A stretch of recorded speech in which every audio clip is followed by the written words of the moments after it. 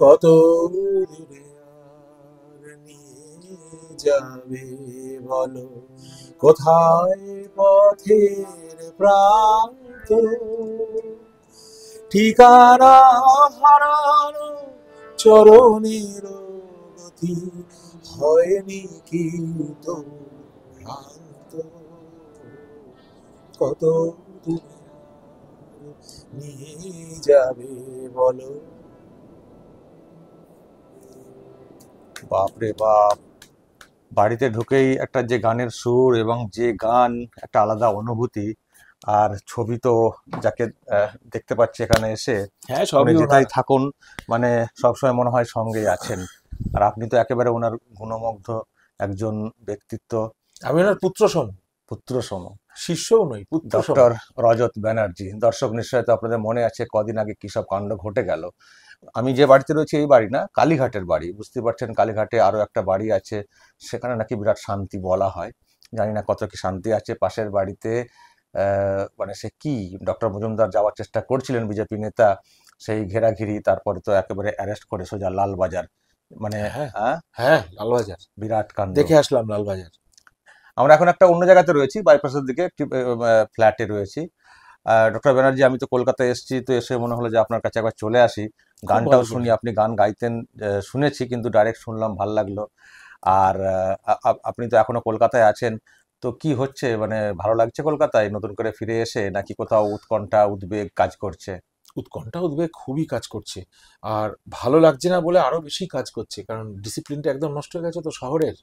আমি যেটা ভেবে এসেছিলাম, এইটা থাকবে, মার সঙ্গে সময় কাটাবো, মাকে দেখাশোনা করব, তে রয়েছে, সবই চালিয়ে যাচ্ছি একটুখানি, মানে যতটা স্মুথ ভেবেছিলাম হবে ততটা হয়নি।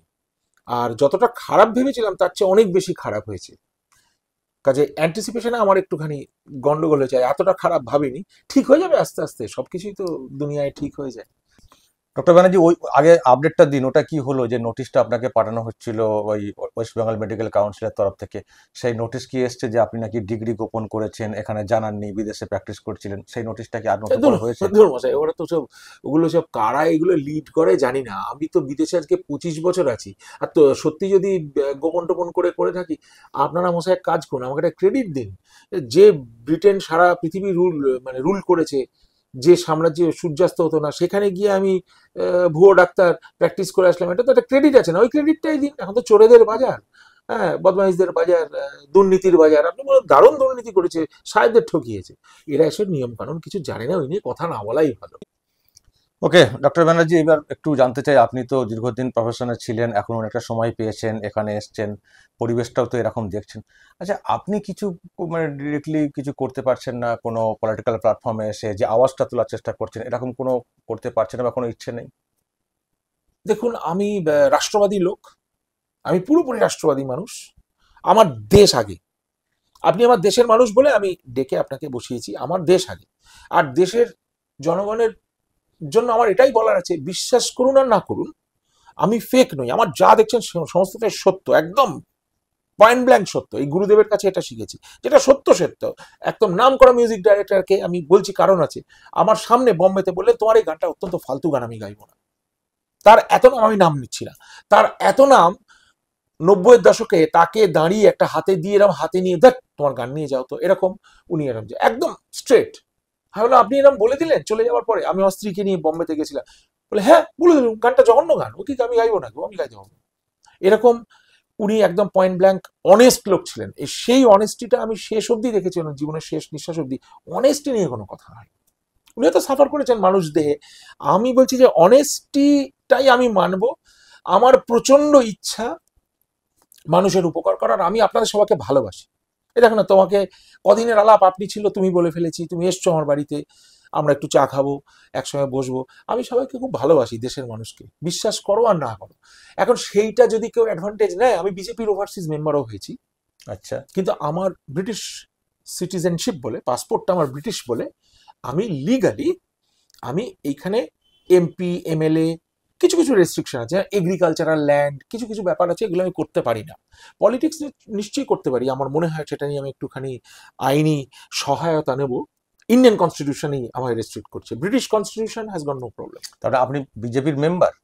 আমি বিজেপির মেম্বার, বিজেপির উচ্চ পদস্থ নেতৃত্বদের আমি সব জানিয়েছি, ডক্টর সুকান্ত মজুমদারকে আমি জানিয়েছি, আমি শুভেন্দু অধিকারীকে জানিয়েছি। আমার এই দুজনকে ভীষণ ভালো লাগে, আমি ওদের সঙ্গে মিশেছি, কথা বলেছি, আমার মনে হয় দে আর রিয়েলি ডাইনামিক, এরা খুব ভালো। এবং সমীর ভট্টাচার্য এসছেন, আমি ওনার সঙ্গে একটুখানি আলাপ হয়েছিল, উনি তাতেই 2-3টে বই আমাকে পড়তে বলেছিলেন, সেটা এখন আমার পড়া হয়নি।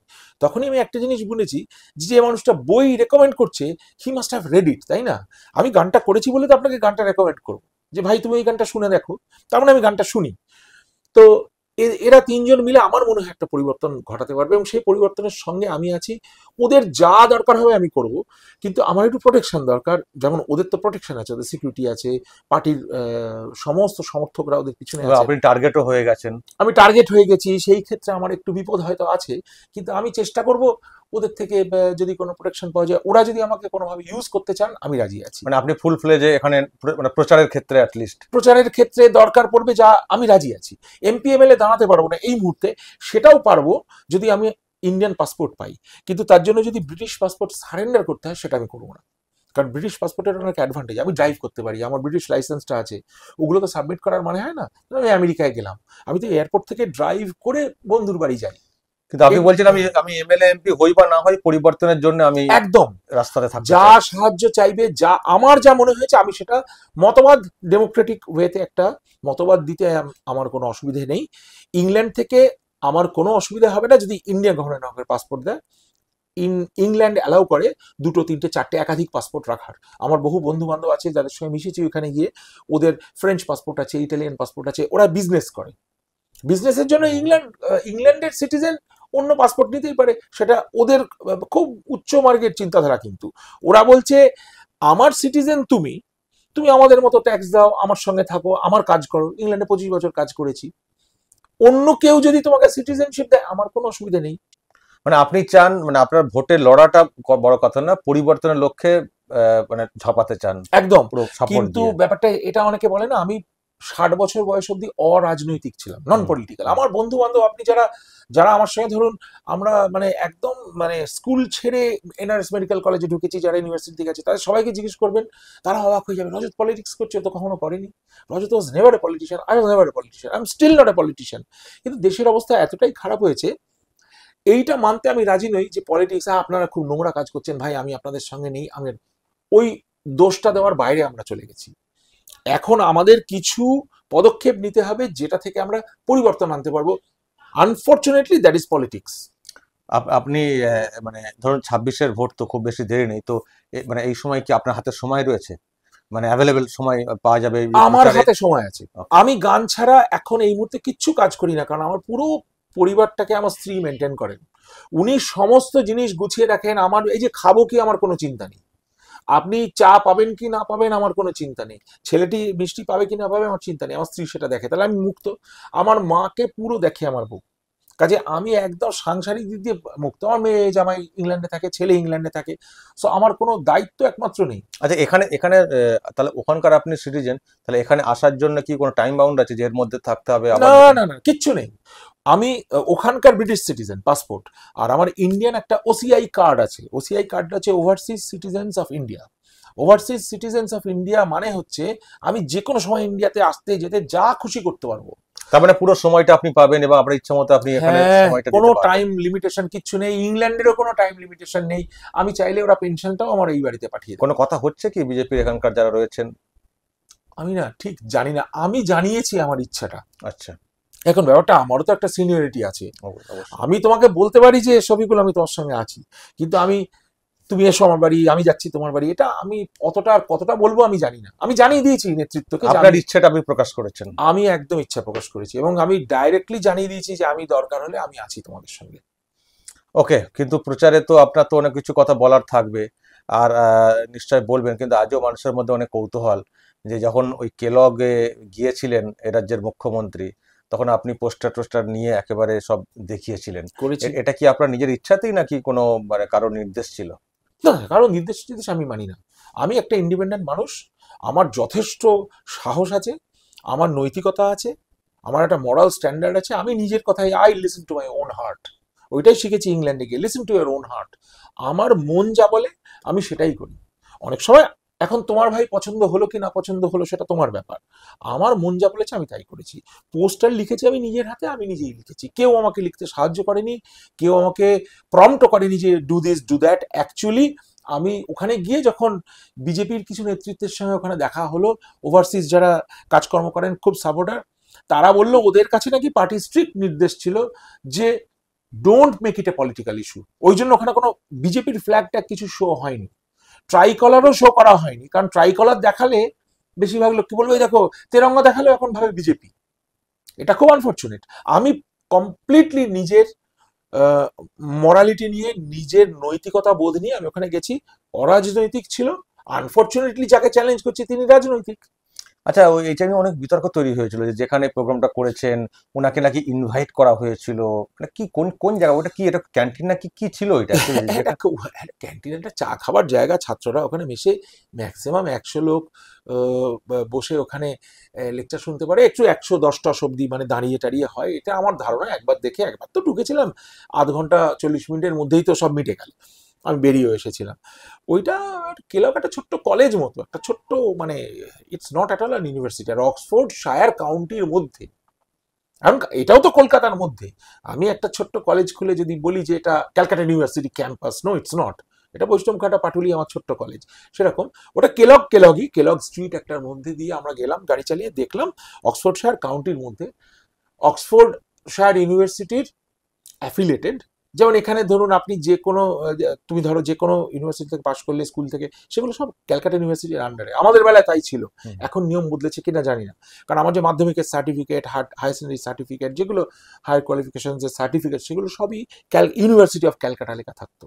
সেখানে নীলরতন সরকার মেডিকেল কলেজের উল্লেখ আছে কিনা আমি ভুলেও গেছি, সার্টিফিকেট এতদিন আগে পেয়েছিলাম, কিন্তু ইউনিভার্সিটি অফ ক্যালকাটা লেখা থাকতো, ওটা অ্যাফিলিয়েটেড। কিন্তু এইখানে অক্সফোর্ডশায়ার কোনো হেডিং এ চিঠি এসছে কিনা জানি না, এটা কেলগ কলেজ দিতে হবে। I don't think it was an invitation from Oxford at all, কারণ অক্সফোর্ডে খোঁজ নেওয়া হয়েছিল, ওরা কেউ জানতোই না যে এরকম একটি টিম এখানে আসছে। এটা হচ্ছে খুব প্রাইভেট লেভেলে অ্যারেঞ্জড একটা কিছু ছিল, এইটাই আমার মনে হয়, কেউ একটা নিয়ে গেছে। আপনি ওখানে দুজনের নাম বলেছিলেন, মানে মমতা ব্যানার্জির সম্পর্কে তো করেছিলেন, তারপরে সৌরভ গাঙ্গুলির কথাও উঠে এসেছিল একটা পোস্টারে, আর কুণাল ঘোষ, মানে এই দুটো লোকের সম্পর্কে কি আপনার কাছে আমার তথ্য কাছে আছে? কুণাল বাবু অনেকদিন আগে আমাকে আক্রমণ করেছিল, এখন রিসেন্টলি নামটা হচ্ছে, আমি না এদের সঙ্গে কথা বললেও আমার সকালবেলায় গান টান নিয়ে আছে সুন্দর একটা। আর সৌরভকে আমি কোনো মাইলেজ দিতে চাই না, এই কারণে যে ও এককালে খুব হিরো ছিল, ইন্ডিয়া সবাই use to look up to him, but I think he has lost his position now. আর ওকে আর এক্সট্রা মাইলেজ দিয়ে কোনো লাভ নেই, ও আপাদমস্তক স্বার্থপর এবং নিজের স্বার্থ ছাড়া কিছু কাজ করে না, এটা জানা গেছে। এবং বিভিন্ন সূত্রে ওর কাছের যারা লোক তারাই মানে লজ্জিত হয়ে ওর বাড়ি থেকে বহু লোক বেরিয়ে এসছে, সে খবর আমি পেয়েছি। আমি দু একটা টুকটাক বন্ধু বান্ধব আত্মীয়তার সূত্রে ওকে চিনিও, ওকে নিয়ে আলোচনা করে এক্সট্রা মাইলেজ দিয়ে খুব একটা লাভ নেই। ওটা যদি তোমার কিছু ফসল ওঠে, ওই ফসলের এক মুঠো পাবার জন্য চলে আসতে পারে, তাছাড়া ওর কোনো আলাদা করে রাষ্ট্রবাদী তো দূরের কথা, ও ক্লেম করছে আমি পলিটিক্যাল নই, কিন্তু অফকোর্স পলিটিক্যাল। আমি যেমন এখন ক্লেম করতে পারি না আমি পলিটিক্যাল। আমি শুভেন্দু বাবুর সঙ্গে যোগাযোগ রাখি। আজকে সকালেই শঙ্কু সঙ্গে টেক্সট হয়েছে, ডক্টর মজুমদার কালকে আমায় টেক্সট করেছেন, দাদা কেমন আছেন, আমি লিখলাম ভালো আছি, আপনি ঠিক আছেন তো? তো এইটা আছে, আমি নন পলিটিক্যাল বলতে পারি না। তো ও হাঁটছে টিএমসির লোকেদের সঙ্গে, পুরো ফুল ব্যান্ড নিয়ে হাঁটছে, আর বলছে নন পলিটিক্যাল, তাকে ফ্ল্যাট দেখাচ্ছে, তাদের আপ্যায়ন করছে, চা কফি কি খাইয়েছে জানি না। তা সেখানে নন পলিটিক্যাল তো আমি বিশ্বাস করি না। আর কমপ্লিট অ্যাডভান্টেজ নিয়েছে, 1 টাকায় 300 একর জমি, এসব শুনেছি। সিপিএম এর আমলেও নিয়েছিল, বামফ্রন্টের বন্ধুরা আমায় বলেছে। উনি সুভাষ চক্রবর্তীকেও সামহাও ম্যানেজ করে, তখন সৌরভ ইন্ডিয়ার ক্যাপ্টেন ফ্যাপ্টেন, ওকে মাইলেজ না দেওয়াই ভালো আমার মনে হয়। এখন ওই আন্ডারগার্মেন্টস এর বিজ্ঞাপন ওইটা ঠিক আছে। কিন্তু কুণাল ঘোষের কথা বলছেন, কুণাল ঘোষ তো আবার নিজের পরিচয় খুব দেন, মানে ওনার বাবা নাকি কি বড় ডাক্তার ছিলেন, বারবার বাবার নামটা বলে থাকেন, আপনি যেহেতু ডাক্তার। উনি কি উনি কি উনি কি তো আমি জানি না। বাবাকে তো বাবাকে আমি সম্মান জানাচ্ছি, একটা কুলাঙ্গার ছেলের জন্য আমি হঠাৎ বাবা তুলে মানে তাকে গালাগাল বা বাবা মায়ের কোনো দোষ আমি এতে দেখি না। উনি কি সেটা তো আমি জানি না। আমার কাছে যা তথ্য আছে খুবই খারাপ, এবং মানে এই মানুষ যে একটা মুখপাত্র, তাকে ভাই তোমরা একটা প্রজেকশন করছে যে আজকে প্রশ্ন করলে এটাও তোমার ডিসক্রেডিট। ওই লোকটাকে পাত্তা দিচ্ছ কে? তাহলে পিঁপড়েটার কথা জিজ্ঞাসা করতে, এই তুই হাঁটছিস, তোর বাড়ি কোথায়, what is the credibility man?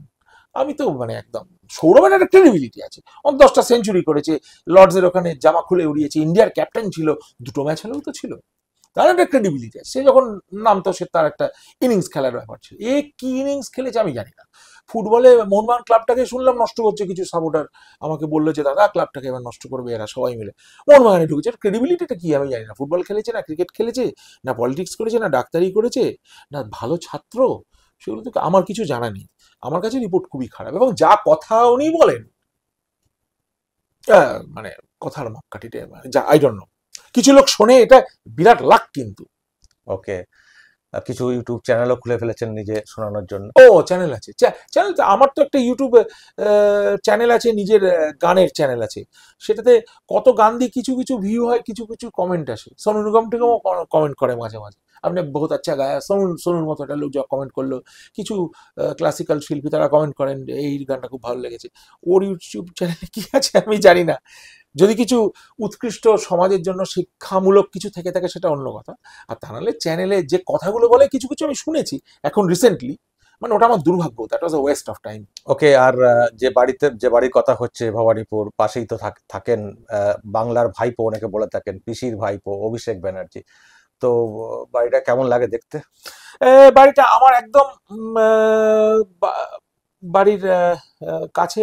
1 minute, 1 minute, একটু পজ দেওয়া যাবে? না, থাক না, আপনি থাক, কেটে থাক, দিন না। হ্যাঁ, কেটে দিই। আচ্ছা থাক, তাহলে এটা একটু কেটে নিও। হুম। হ্যাঁ, বাড়িটা হঠাৎ গজিয়েছে ব্যাঙের ছাতার মতো।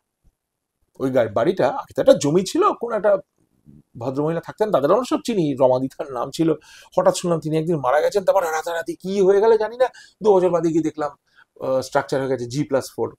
সেটা রাতারাতি গজিয়েছে, কিন্তু পাড়াতে যথেষ্ট অশান্তি সৃষ্টি হয়েছে। এবং মানে উনি এটা অবগত কিনা জানি না, ওনার জানা উচিত, কিন্তু ওনার হয়েছে যে পুলিশ কর্মীরা থাকে তারা একদম আহ, একটা একটা একটা নুইসেন্স করে রেখেছে। মানে তারা যে ডাইরেক্টলি খারাপ, পুলিশ যারা ডিউটি করতে আসেন তাদের বহু লোকের সঙ্গে আমি গল্প করি, কথা বলি, খুব ভালো মানুষ, ভদ্র মানুষ, তাদের সঙ্গে কথা বলি, আমরা একসঙ্গে একটু চা মিষ্টিও খাই মাঝে মাঝে, 2-1জন খুব বন্ধুও আছেন ওখানে। ওদের কোনো উপায় নেই, কিন্তু ওদের প্রেজেন্সে পাড়ায় একটা সাংঘাতিক রকমের একটা ব্যাড ফিলিং হয়ে দাঁড়িয়েছে। ওই একটা ছেলের জন্য? একটা ছেলের জন্য, একটা মানুষের জন্য, এবং 50টা পুলিশ এপার ওপার মিলে 50 পিপল লুকিং আপ। ওখানে দাঁড়ানো মুশকিল, বাইক পাস করা মুশকিল, সাইকেল নিয়ে কোথায় যাচ্ছ জিজ্ঞাসা করছে। আমার বাড়িতে তো যে আসে জিজ্ঞাসা করে, মিউজিশিয়ানরা আসে, তাদের একটু একটা অ্যাকর্ডিয়ান, একটা তবলা, একটা বোর্ড যদি আনতে হয়, কোথায় যাচ্ছ ভাই, কেন যাচ্ছ, এই একটা একটা প্রশ্নের জবাব দেওয়াটাও তো একটু এম্বারাসিং। আর আমাদের গাড়ি পার্কিং নিয়ে ভীষণ অসুবিধা হয়েছে। আমার মা যে সকালে পড়ে গেছিলেন, একটা অ্যাক্সিডেন্ট হয়, মানে could have been fatal, ambulance দাঁড়াতে দেয়নি, সামনে ইয়ে করে দিয়েছি। সেদিন থেকে আমার মাথাটা গরম হয়েছে। তারপরে ওরা অবশ্য সঙ্গে সঙ্গে যখন আমি বেরিয়ে গিয়ে, কিন্তু আমাকে আমার শটটা তুলতে হয়েছে, আমি তো একটা ভদ্রলোক, একটু অভদ্রভাবে কথা বলতে হয়েছে, কিন্তু একটু স্ট্যান্ডার্ড নামিয়ে তাদের চেঁচাতে হয়েছে, তখন অ্যাম্বুলেন্সটা রিভার্স করে ওরা বুঝতে পেরেছে ভুল হয়ে গেছে। এখন আমি চেষ্টা করছি ওই জায়গাটা বন্ধ করা, কিন্তু মাঝে মাঝে ও এসে পার্ক করে দেয়, 2টো গার্ডরেল টেনে দিয়েছে, আমার গাড়িটা রাখার উপায় নেই, আমি নিজেও মাঝে মাঝে ওখানে দাঁড়াই, কিন্তু সচকিত থাকি। গলিতে আরো অনেক বৃদ্ধা বৃদ্ধা রয়েছেন, তাদের যদি কিছু একটা অ্যাম্বুলেন্স আসলে আমার জন্য যেন তাদের অসুবিধা না হয়, এই সেন্সটা তো ওদের নেই। দে আর রুলিং। কিন্তু রুলিং আবার তো এটাও বলা হচ্ছে যে পরবর্তী মুখ্যমন্ত্রী, তাহলে কি হবে? পিসির আমলে যদি বাংলার এই হাল হয়ে যায়, তাহলে ভাইপো যদি ক্ষমতায় আসেন তাহলে কি হবে? এই সম্বন্ধে আমার কোনো মানে কমেন্ট করার জায়গা নেই, আমি তো এখনো অতভাবে জানি না। মুখ্যমন্ত্রী হওয়াটা কি অত সোজা? তাহলে তো আমাদের দেশে মানুষের কি বলবো, অবক্ষয়ের শেষ সীমায় পৌঁছে গেছে। যে পিসি ভাইপো, এই এই তাহলে সেই নেহেরু ডিনাস্টি আমরা যে এতদিন প্রতিবাদ করে আসছি, ডায়নাস্টি হিসেবে চলবে না। এটা এটা তো একদম নিজের ক্ষমতায়, নিজের প্রক্রিয়াতে গড়ে উঠে তার তার নিজের ক্রেডিবিলিটি দিয়ে তার জায়গাটা, সিংহাসনটা অর্জন করা উচিত, তাই না? তাহলে এক কাজ করুন না, যে পিসি ইউনিভার্সিটি থেকে তাকে ডক্টরেট দিয়ে দেওয়া হোক, পিএইচডি দেওয়া হোক, নোবেল টোবেল অব্দি পৌঁছতে পারবে না, এসব আলতু ফালতু কথা মাঝে মাঝে শুনি, এই আছে ওই আছে, ওই ডিগ্রি আছে, সে এগুলোর মানে হয় না করে দিয়ে। উনি যদি যোগ্য লোক হন, লড়াই করে নিজে জিতে যদি বেঁচে থাকেন, তখন কিছু করার নেই। তাহলে যদি সিএম সত্যি হয়ে যায়, তাহলে তো পত্রপাঠ পালাতে হবে আমাদের, কিন্তু ওই বাড়িটা আমি ছাড়বো না, ওটা হরেকৃষ্ণ মন্দির করে দেবো। ওকে, অনেক কথা আপনার কাছে শুনলাম, কিন্তু আপনি যেটা বড় একটা বার্তা দিলেন যে আপনি বাংলার পরিবর্তনের জন্য আপনি সময় দিতে চান। এখন দেখা যাক এখানে যে বিরোধী দল যারা পরিবর্তন আনতে চাইছে তারা কতটা আপনাকে ব্যবহার করে, কিন্তু আপনি পুরোপুরি আপনার ইচ্ছে কথা হ্যাঁ, আমি জানিয়েছেন ইচ্ছে এবং কথা জানিয়েছি, আমি ওদের একদম নাম বলে বললাম, তোদের আমি এবং জানিয়েছি। সেই সঙ্গে আরো কিছু কথা বললেন, কুণাল ঘোষ সম্পর্কে উঠে এলো এবং অবশ্যই সৌরভ গাঙ্গুলি, কিন্তু সেসব বিতর্কের বিষয় যা হওয়ার তো আমি হলোই। যেতে চাইছি না ওগুলো, কিন্তু এখন ওয়েস্ট অফ টাইম।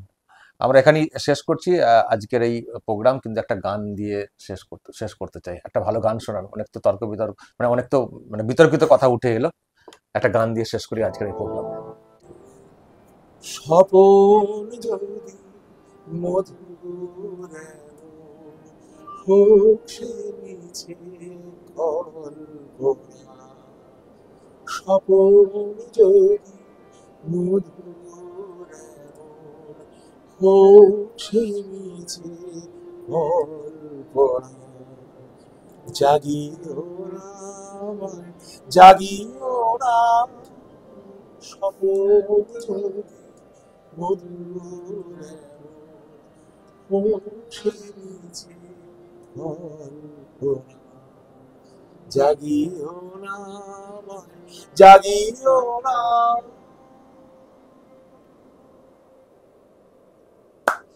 আপনি এত ভালো গান গান, আমার সত্যি কোনো আইডিয়া ছিল না। যাক, বাড়িতে এসে একটা অন্য রকমের ফিলিংস হলো, তাহলে জানা আমার হলো। ইউটিউব চ্যানেলটা ফলো সবাইকে করতে হবে। একটু ফলো করতে কি হবে। নাম আছে আপনার? আমার ডক্টর রজত ব্যানার্জি, Very good. ইউটিউবে গিয়ে ডক্টর রজত ব্যানার্জি দিলে, এটা একটু আমার পাবলিসিটি হলো, নির্লজ্জের মতোই বলছি, কিন্তু অনেক না কষ্ট না, সব করেছি। তো আমার নিজেরা দাদা ভাইয়ের ব্যাপার, আমরা আলোচনা লোককে আমার করছি। দেওয়ার আছে, মানুষকে হ্যাঁ। একটু শেখানোর আছে। একেবারে নিশ্চয়ই আমরা ফলো করব। আমি তো ডিরেক্টলি এখানে এসে গানটা শুনলাম। দর্শক, গানটা কেমন লাগলো অবশ্যই তো বলবেনই, আর সেই সঙ্গে যে গুরুত্বপূর্ণ কথাগুলো বললেন সেটাও কিন্তু জানার আছে, মানে বোঝার আছে বিষয়টা। পরিবর্তনের জন্য উনি সময় দিতে চান। এখন দেখা যাক যারা পরিবর্তন চাইছে, যে দল বিশেষ করে এখন সামনের সারিতে আছে, তারা কতটা কাজে লাগায়। দর্শক, বলবেন যা শুনলেন দেখলেন, যদি কিছু বলার থাকে অবশ্যই বলবেন, কমেন্ট বক্সে নজর রাখবেন আরামবাগ টিভিতে।